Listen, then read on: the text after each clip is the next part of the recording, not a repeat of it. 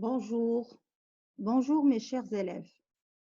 Aujourd'hui, on va étudier ensemble la description à travers deux activités de production écrite.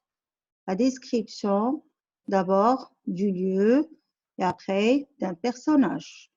Commençons par la première consigne. Complète le texte descriptif en utilisant les mots suivants: varié, vernis, grande, canton, fleuri, multicolore et endroit. Alors, ces mots-là, vous allez les placer convenablement dans le texte. Je dois lire bien la phrase pour comprendre de quel mot s'agit-il. Alors, je commence par exemple par la première phrase. Le jardin public de mon quartier est le meilleur. Alors, est le meilleur, où l'on peut se promener au printemps. Alors, le meilleur quoi? Est-ce que c'est le meilleur varié, ou bien le meilleur vernis, ou bien le meilleur grande, le meilleur canton, le meilleur fleuri, le meilleur multicolore, ou bien le meilleur endroit? Je continue. Les arbres sont hauts et... Alors ici, vous avez haut qui est un adjectif qui décrit arbre. Ça veut dire je dois penser à un autre adjectif qui lui aussi va décrire le mot arbre. Les plates-bandes comptent des fleurs.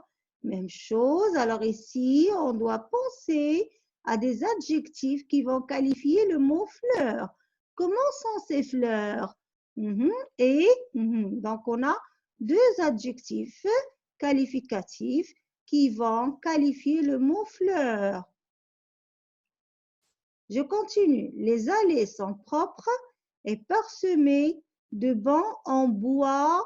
Comment est ce bois? Comment est ce bois? Donc ici, je vais écrire un adjectif qui va qualifier le mot bois. Je continue. Les promeneurs, comme leurs enfants, sont... Comment sont ces promeneurs? Ça veut dire les personnes qui se promènent.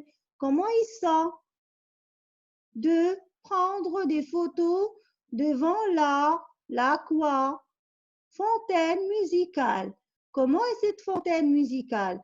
Donc, comme vous l'avez remarqué, la plupart des mots que vous allez utiliser ici, ce sont des adjectifs. Et bien sûr, on a dit que les adjectifs s'accordent avec les noms qualifiés. Donc, je dois voir le genre et le nombre du nom et trouver l'adjectif convenable. Donc, l'activité est très facile. Il suffit de se concentrer pour trouver le sens de chaque phrase. L'activité suivante, rédige un portrait favorable d'une personne de ton choix. Alors, quand je dis portrait favorable, ça veut dire tu dois dire des choses de bien de cette personne. Tu ne dois pas dire plusieurs défauts. Alors, si tu cites un défaut, ce n'est pas grave. Mais alors, ce qui doit être écrit le plus, ce sont les qualités. Tu mets cette personne en valeur. Alors, tu lui brosses un portrait favorable. D'accord? Et bien sûr, tu peux choisir n'importe quelle personne. Attention, tu dois respecter les étapes de la description. On a dit que je dois commencer d'abord par le portrait physique, puis vestimentaire et enfin le portrait moral. Je ne dois pas mélanger les trois étapes. Vous êtes des étoiles. Continuez toujours à briller. Vous êtes les meilleurs.